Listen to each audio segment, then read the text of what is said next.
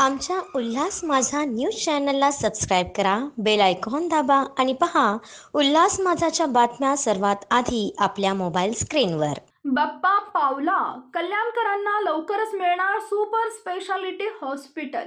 आमदार विश्वनाथ भोईर यांच्या पाठपुराव्याला यश. कल्याणच्या गौरीपाडा परिसरात होणार 100 बेडचे सुसज्ज हॉस्पिटल. 16,000 स्क्वेअर फूट जागेवर पीपीपी तत्त्वावर होणार रुग्णालय. मुख्यमंत्री एकनाथ शिंदे यांनी जाहीर सभेत कल्याणकरांना दिले होते रुग्णालयाचे वचन.